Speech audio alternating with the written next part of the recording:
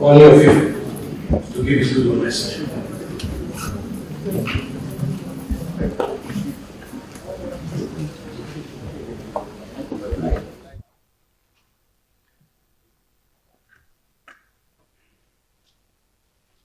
We don't have any other place. The nation belongs to all of us. We're here talking. The organizer, Honorable Speaker, spoke first, welcomed all of us, followed by the Senate President. We all know their positions in this country. The Senate President is, by virtue of counting this country, is the number 3 man in this country. The Speaker, too, the number 4 man in this country. His Eminence spoke as well, and you can see the trajectory of everything that they are saying the same thing. The gatekeepers of their nation are here, the service chiefs. And if you look at this all, on the average, the age of each and every one of us here is between the bracket of 50 and about 60, early 60s. And anybody can challenge me if I'm wrong. Our dear country that has brought all of us together here, the youngest serving governor is only 46 years old. And we all know the demography of this country. The demography of this country is above 50, all the way to age of dependency is less than 30%. But between the age of 18 to under 40, we have them in numbers of more than 70%. And we're talking about security here. Who are the active participants whenever we have breakdown of law and order? It is the average age of 18 to 39. And that's the truth. Are they ghosts? Are they invisible? The answer is no. They are human beings. Even our laws, our constitution, they will say at some point, very active civil servants will live on the average of 60 years old. Because they know why. Because they are getting tired. Maybe the judiciary extends till 70 years old. Some 65. They will even say 35 or 30 years, whichever comes earlier. We all know all these laws. But every time we're talking the talk, we're talking the talk.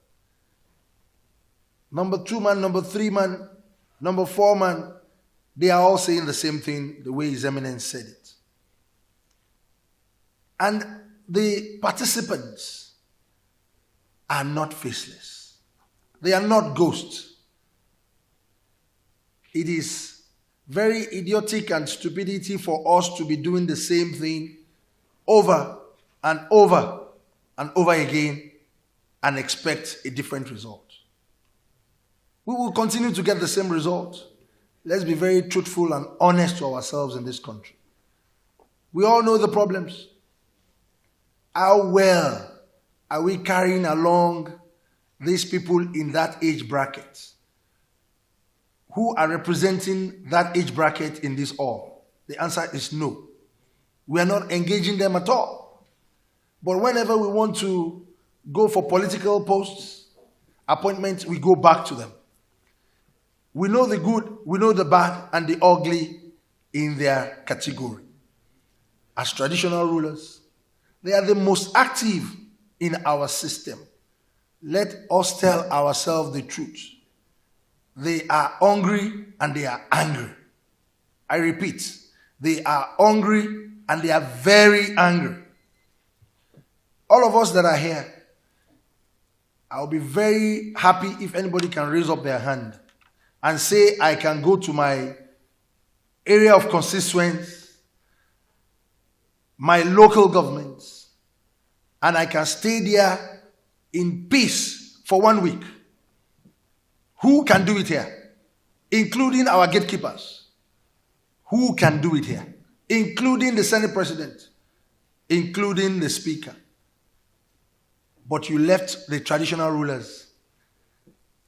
You left district heads, the Baales, to continue to stay there. And you are saying all will be well in this country. We are the ones facing these youths. We know their problems. And we have been talking every time. You sit in beautiful offices and you all think all will be well. Let us be very truthful in this country. Look at this beautiful building. As beautiful as this building is, if the foundation is wrong, the entire building will collapse because the foundation has a problem. In this gathering, the Senate President mentioned the key factor, the collapse of local government. It has collapsed. Let's be very truthful to ourselves. It has completely collapsed because that's the only arm of government that is, number one, the foundation of this country. You don't have any other foundation. We are only building on a castle that has been completely broken down. That is the foundation that will gather the most active age bracket for you in this country. You say we have 774 local governments and several wards. Where do we have the wards being put together? It's under the local government constituency. They are underfunded. You don't even reference them for anything. You don't even care about their administration. Where did we get it wrong in this country? We all have faults. All of us here. If we keep talking every time, we will not get any result. It's getting worse. They are getting more emboldened. They are now very bold and they are ready to face anybody because they are hungry and they are angry. Let us change our strategy. Let us change our style. You leave this age bracket. If there will be a problem, you will give them guns to start to move around. You will never see anybody above our age in our comfort zone here that is really ready to face the music. It's very important for all of us to know that we are not all safe. We are not safe at all. Let us engage a lot of youth organizations that are very relevant, that understands the local government administration, the governance within every district, every category of the localization of this country.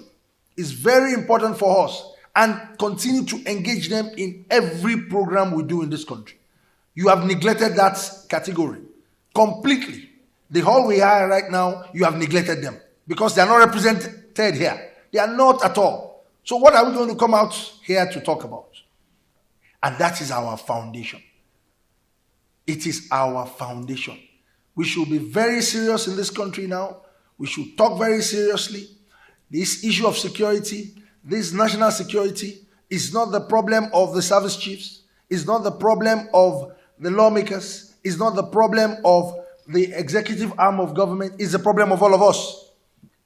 How many of this active population that are under you that you are taking care of? What's the essence of you being a politician? That you cannot even move around freely. You cannot. Nobody. Do you think Abuja is only Nigeria? Or Lagos is only Nigeria? 36 states of this country. Some people are there, you left them, you abandoned them, and you are making laws and you are administering. What are you administering? I do not know. So let us talk to ourselves very seriously. The people that are not ghosts, these people that are agitating left and right, we need to engage them. We need to actually engage them and separate the corn from chaff. We know the good and the bad amongst them. We can easily separate them by engaging them, draw them closer, And I will give you a good example from my own community. If a Modakeke war has been the very strongest communal clash in southwestern Nigeria, it's been on for a very long time. But what did I do? A very practical experience. I decided to engage the youths. For me to engage them one-on-one so that I can separate the bad one and the good one. Something happened recently. We almost had another breakdown of law and order. The boundary line of the two communities, some people started shooting sporadically. And the two communities started converging and moving away from the boundary lines. And they were agitating. The war has started again. The war has started again. I had to come out and call the youths around that we need to do it at the dead of the night. Let us go to the boundary and see the people that are doing all these things. Lo and behold, we went to the boundary and we realized that the youths of the two communities are trying to protect their own territory. At the end of the day, it is just an artificial noise that they are just raising. If we engage the people that are active, it will be a lot easier for each and every one of us. On this note, I want to thank the organizers, and I want to tell us that enough of us talking the talk. Let us walk the walk. God bless us and God bless Nigeria.